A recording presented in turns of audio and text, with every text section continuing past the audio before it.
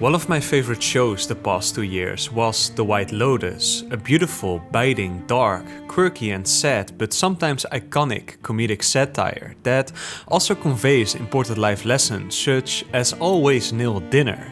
I nailed dinner. Yeah, you.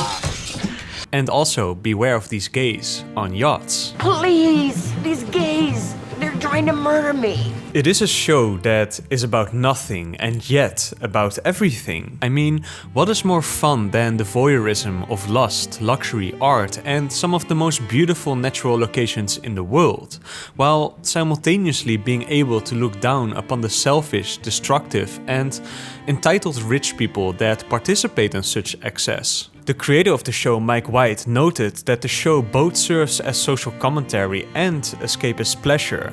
Now, when I watched it, I certainly had a lot of fun with it, but when I started to dive into the social commentary, the political discourse around the larger themes that run throughout the show, such as class struggle, colonialism, race, and transactional sexual power dynamics, well, it quickly became a miserable project. So, I want to take a different approach. Instead of looking at the larger systems, I want to look at the personal and the psychological, because I do think that that is what ultimately is so appealing to the show, the interpersonal dynamics. As Mike White said, he wanted to explore these deeply flawed rich people with a critical eye, but also from a humanist perspective.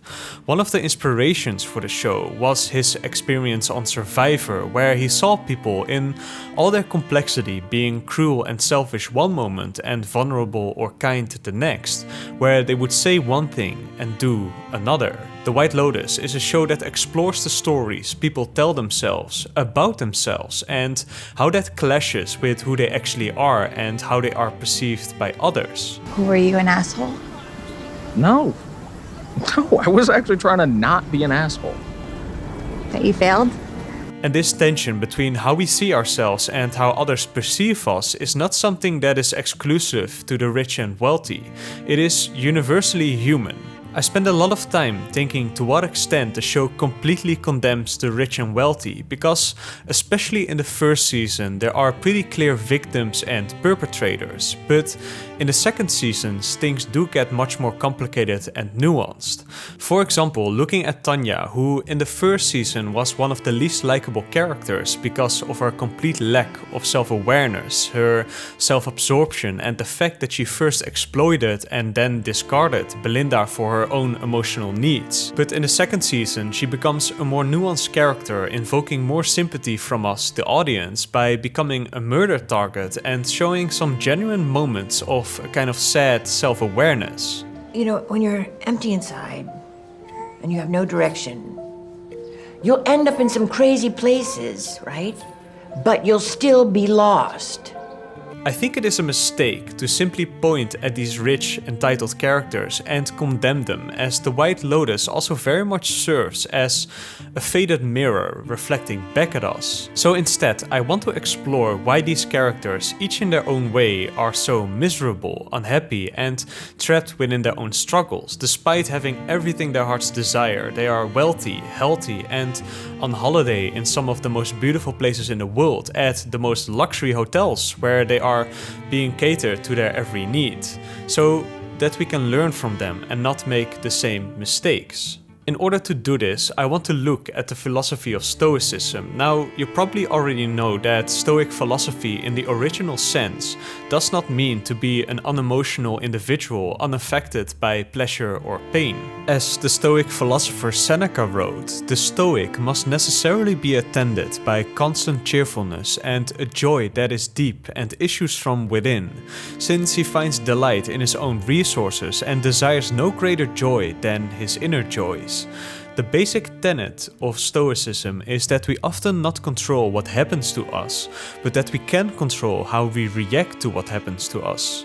And because of this, Stoicism is often discussed as a philosophy to deal with the hardships of life, its ideal being the attainment of tranquility in the midst of struggle and joy in the midst of hardship, that we can find beauty and meaning in even the most difficult circumstances, and that everything that happens in our lives, no matter how bad, is an opportunity to respond with the four Stoic virtues: courage, temperament, justice, and wisdom. But I want to flip this around, because I think cultivating the ability to truly experience happiness and gratitude when we are actually in a happy, beautiful, luxurious place, when we have everything our heart desires, is just as important. Now, we would expect this to be very easy. I mean, how hard can it be to be happy on a luxurious holiday? But as we see with the characters in the White Lotus, it is not. Many of them completely fail to appreciate what they have and where they are. Portia and Shane in particular do not know how to experience gratitude and happiness, to be present and content in the moment. I've been feeling so depressed at home, and I just thought I'd come here and feel something. Portia, even though her boss is a bit of a loony, has a lot to be happy about, staying in a ridiculously luxurious hotel in one of the most beautiful places in the world. But she is unable to recognize this because she has not practiced gratitude and appreciation. And now you come somewhere like this and it's beautiful, and you take a picture, and then you realize that everybody's taken that exact same picture from that exact same spot, and you just made some redundant content for stupid Instagram, and you can't even get lost anymore because you can just find yourself on Google Maps. And then she mistakenly believes that she would be happier if she had $500 million. She's a miserable mess. If I had $500 million, I would not be miserable. I would be enjoying my life. It's so unfair, and I'm so tired. But she literally sees the proof in front of her that this is not true, and is also completely unable to see the emptiness inside of herself. What are you trying to say? Like, Get your shit together, Portia. Epictetus wrote, "He is a wise man who does not grieve for the things he has not, but rejoices for those that he has." I think Portia is a great character in that she is a mirror to us as the viewer, a reminder that we might look down on these rich people and their inability to be happy and grateful for what they have, but that we often fall in the same trap. As Ryan Holiday from The Daily Stoic points out, this idea of conditional happiness, it fools us. We go, I will be happy when I have $1 million. I will be happy when I have 1 million Instagram followers. But really what the Stoics want you to realize is that since those things are not in your control, they're not worth craving after. The truth is, no amount of external possessions will ever make you feel good or feel good enough. And there's no greater proof of this than looking at some of the richest, most powerful, most famous people in the world. How many of them are miserable? How many of them sadly kill themselves? So the idea that it's going to be different when you get them is just a lie that we tell ourselves. But the joke was on me because I kind of thought it would. I had bought into the not uncommon notion that when I taste success, when I get over there, then I'll be happy. But the strangest thing happened. As the show got more successful, I got more depressed. A lot of people think getting famous will save you, that it will grant you the life you feel you're owed and spare you certain indignities. I was pretty bummed to realize that rather than lessening or eliminating my insecurities and least attractive qualities, it basically poured fertilizer on them. One of my favorite moments in the second season is where Jack questions Portia about what is so wrong with the world. Pretty fucking good world, I'd say. literally everything's falling apart. You'd rather live in the Middle Ages then, would ya? Pointing out her inability to enjoy where she is. If you can't be satisfied living now, here, you're never gonna be satisfied. Of course, we later learn that Jack very much has his own demons, and him enjoying himself is just a form of escapist pleasure, instead of real gratitude and fulfillment. Now, there's nothing wrong with being aware of the problems in the world. They don't vote, Ethan. I know, what the fuck? They don't read the news. They don't read. But when we let these larger problems, that we often cannot influence, let alone solve, destroy our own mental health, it is only needless suffering. Now, another character from season 1 that is completely unable to appreciate everything that he has, but instead is obsessed with anything that he has not, even if it's the smallest thing, is Shane. I think an additional point that can be made regarding Shane is that at the cost of his misery and entitlement is the fact that he comes from generational wealth, that he never truly had to prove himself. His arrogance is a mask for his insecurity and lack of purpose and meaning. Because he does work, but he basically holds his position in his family's company because of nepotism. Yeah, what does he do? He's in real estate. That's what his father does. Oh, he works for his father? I was recently reading the book Happy Money, The Japanese Art of Making Peace with Your Money by Ken Honda, where he writes, having money, especially too much, is in some ways just as stressful and life-sucking as being poor. You often hear people say, what does a rich person have to complain about? But being perpetually bored, having no purpose or direction, is like being a prisoner serving a life sentence. I have met so many rich people with dead eyes who say they cannot feel joy and pleasure in everyday life. They go golfing or spend their evenings at parties, but ultimately this too gets dull. There's no sense of fulfillment, no sense of meaning, and a lot of them fall into alcoholism or drug dependence. This made me also think about Rachel. Besides being stuck with an asshole of a husband, she's also struggling with the choice between getting all the perks of success without having to put in the effort, which will ultimately leaving her empty and unfulfilled. You're making me sound like a trophy wife. Well, what's so wrong with that? A trophy shines. It's a source of pride. Or trying to achieve something herself, but with the possibility of failure, because it is hinted throughout the show that she might actually lack the ability and talent to achieve success in the field of journalism. I was just basically repurposing the profile of you from the Post. Well, then that's bad journalism. Not to mention inaccurate. The paradoxical reality about being born into privilege and wealth is that often the only way to find a meaningful life is to escape from it and create one's own path. We cannot truly appreciate what we have if we did not struggle for it. And this is especially evident as well within the Mossbacher family, where Quinn, Olivia and Paula as well are entitled, condescending and completely oblivious to what they have and where they are. Especially Olivia and Paula are performing morality and virtue for social status, while simultaneously being incredibly cruel, mocking and condescending to pretty much everyone around them. Ultimately, Quinn is the only real winner of the first season, I would say, as he finds meaning for himself and a way to test his own abilities that is authentic to himself. He is the only one who throughout the season starts to truly experience the beauty of where he is and show any kind of gratitude for it. I really don't think it is valuable to take all the problems of the world, most of which we have zero influence on our shoulders and let it affect our mental health.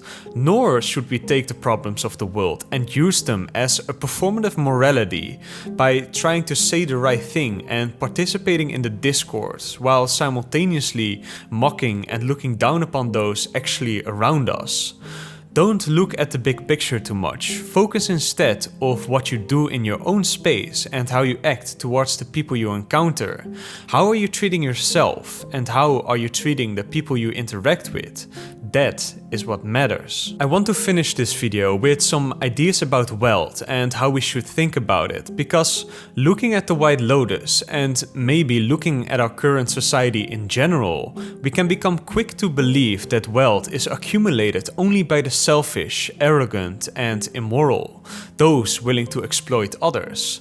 Yet, I think it is a dangerous way to perceive money itself this way, as it will negatively influence our own relationship to it, and no matter if we like it or not, we all have to have a relationship with money. Ken Honda in his book Happy Money writes, so many people today, both rich and poor, believe in the myth of division and unfairness. So many feel slighted and forgotten, and fear dominates our news and political headlines and most of the political rhetoric around the globe. The rich hoard money, constantly afraid of losing it, and the poor feel taken advantage of by the rich. No one is happy. everyone is afraid. The sad reality is that Tanya financially supporting Belinda in starting her own practice would not have been a transactional relationship, but a genuinely positive use of money to support and help someone. As Ken Hanna writes, it does not have to be this way. We can choose better ways to relate to our money. We can choose to make the people around us miserable with our money, or we can choose to make people happy. But whatever choices we make, it will be reflected back onto us. If we are happy in the ways we both receive and spend money, we can expand the conditions of happiness to those around us. The White Lotus serves as a reminder that having more money, more luxury does not necessarily make us happier human beings. So we should not fall into the trap of chasing these things hoping it will make us happy. Instead, it is better to practice gratitude for what we do have. It is telling that looking at two of the most famous practitioners of Stoicism, one was the wealthiest and most powerful man in the world at that time, Roman Emperor Marcus Aurelius. The other one, Epictetus, was a former slave. Both were on completely opposite sides of the amount of wealth, control and power they wielded, yet both turned to Stoicism to deal with the challenges and the hardships of life, to practice virtue and gratitude. The more simple we live, the more we enjoy luxury when we encounter it. We must pity those whose happiness depends on the eternal pursuit of external things, for they will never have enough. If we make our happiness dependent on things outside of our control, we will be miserable if we don't have them, afraid of losing them if we do have them, and often wanting more as we realize that we are still unable to be happy. However, this does not mean that we cannot enjoy luxuries when they do come to us. As Academies of Ideas points out, the Stoics would enjoy health, wealth, good reputation, good food and drink, love and sexual pleasures when they came their way. But unlike most others, for them happiness did not depend on those things, which also meant that they could be enjoyed in a deeper way. Seneca wrote, "It is in no man's power to have whatever he wants, but he does have it in his power to not wish for what he hasn't got, and cheerfully make most of the things that do come his way." So when we watch The White Lotus, we should not condemn these rich, sad, miserable people, for they have fallen into traps that we are all susceptible to. Instead, we should learn what not to do and take a moment to enjoy and be grateful for what we do have in our lives, instead of focusing on what we do not. And of course, how we can respond to what happens in our own lives, both good and bad, with wisdom, courage, justice and moderation. Not in a performative way, but in a real way. Thank you all for watching.